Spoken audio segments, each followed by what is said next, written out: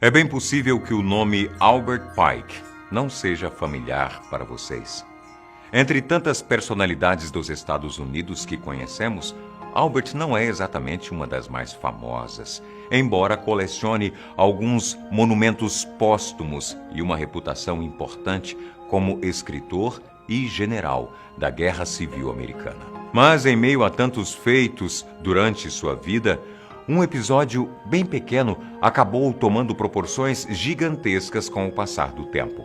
Uma carta que Albert enviou ao político italiano Giuseppe Mazzini, datada de 15 de agosto de 1871, ela foi publicada pela primeira vez em 1959 pelo autor William Guy Carr e gerou uma série de discussões por seu conteúdo, no mínimo, polêmico. Nessa carta, Albert previu com detalhes muito específicos as 3 grandes guerras mundiais que aconteceriam décadas depois e que, ao fim delas, estabeleceriam a nova ordem mundial. 2 delas já aconteceram. Segundo a carta, já estamos nos encaminhando para a 3ª e derradeira guerra mundial. E com ou sem previsões, há muitas pessoas que dizem que um conflito entre as maiores potências do planeta já é mais do que iminente. Mas será que Albert foi capaz de descrever com tanta precisão o destino da humanidade? Há quem diga que tudo não passa de uma farsa. Mas, e se for verdade?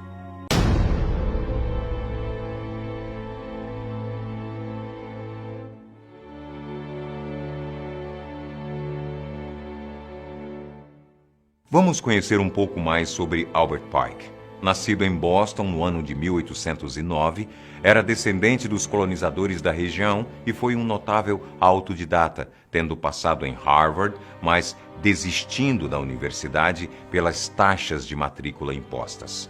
Acabou se tornando professor por conta própria, dando aulas em escolas por todo o estado de Massachusetts. Sua vida profissional foi extensa e repleta de conquistas. Foi jornalista e, posteriormente, dono do jornal que o contratou, além de ter feito uma carreira como advogado e até como poeta. Em 1859, inclusive, ele chegou a receber um título de mestre honoris causa em artes da própria Harvard. Albert também participou ativamente de 2 conflitos: a Guerra Mexicano-Americana, em que foi capitão de tropa, e a já citada Guerra Civil, onde trabalhou como negociador dos confederados e também general. Nas 2 ocasiões, ele foi conhecido por seu comportamento insubordinado e acusações criminosas que foram de utilização incorreta de recursos até ordens para escalpelar os inimigos. Muito embora essas acusações tenham sido retiradas após algum tempo. Podemos ver que Albert Pike não era, de qualquer modo, uma pessoa simples. Até mesmo sua aparência era considerada intimidadora. Mas a maior parte de sua influência veio de sua filiação a fraternidades, como a maçonaria. Seu perfil proativo quanto aos assuntos da sociedade o levou à posição de soberano grande comandante até o fim de sua vida, ou seja, por um total de 32 anos. Sua atuação na maçonaria é o feito mais conhecido da vida de Albert, que até hoje é considerado um dos maçons mais notáveis na história dos Estados Unidos. Não à toa, muitos dizem que sua relação com a fraternidade é um dos maiores agravantes para a veracidade do que ele havia dito em sua carta. Ah, sim, a carta. Endereçada a Giuseppe Mazzini, um maçom e político italiano, ela detalha uma visão que Albert teve e que incluía 3 guerras que assolariam o mundo antes de um desastre econômico sem precedentes, que abriria o caminho para o estabelecimento da nova ordem mundial. É interessante lembrar que essas previsões foram feitas em 1871, 43 anos antes do início da Primeira Guerra Mundial e 20 anos antes de sua morte. Ou seja, ele nem mesmo presenciou a concretização da sua profecia. Vamos ver o que ele diz sobre cada guerra. Número 1. A Primeira Guerra Mundial deverá acontecer a fim de permitir que os Illuminati derrubem o poder dos czares na Rússia, fazendo do país uma fortaleza do comunismo ateísta. As divergências causadas pelos agentes dos Illuminati entre os impérios britânico e germânico serão usadas para fomentar essa guerra. Ao fim da guerra, o comunismo será estabelecido e usado a fim de destruir outros governos e enfraquecer as religiões.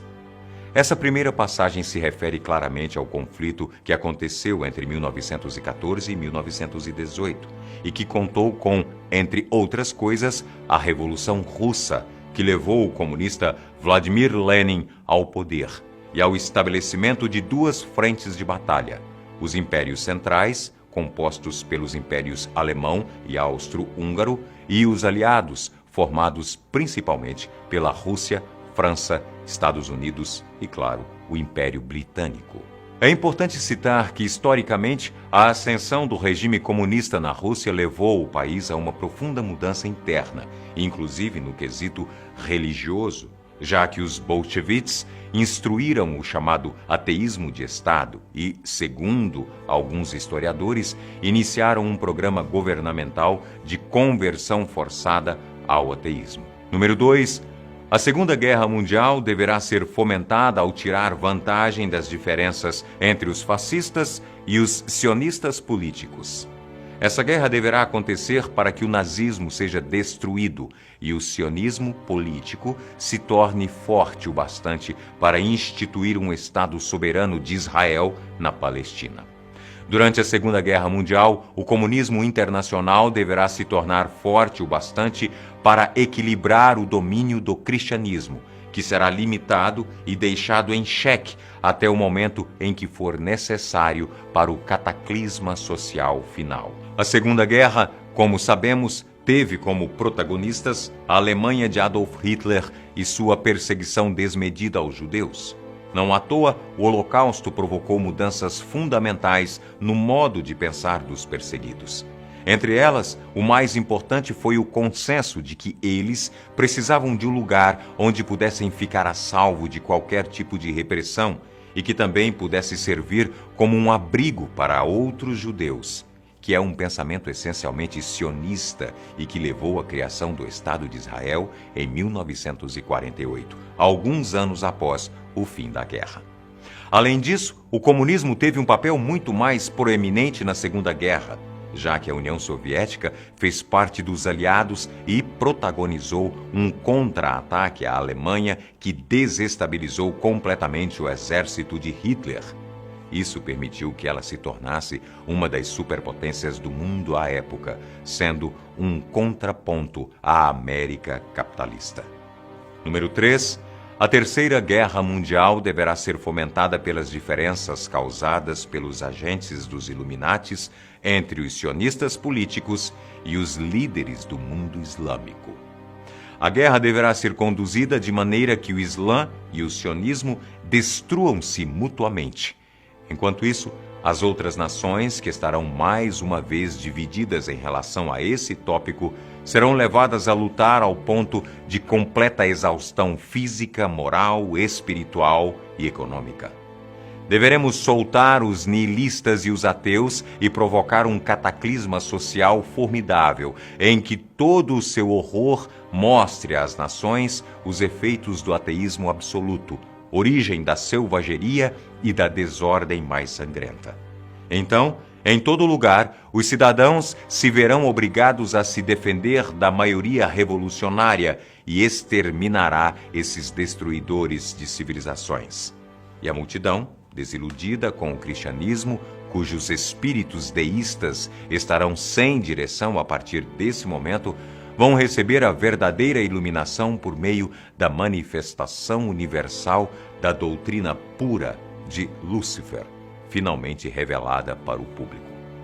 Tal manifestação resultará do movimento reacionário que se seguirá da destruição do cristianismo e do ateísmo, ambos superados e exterminados ao mesmo tempo.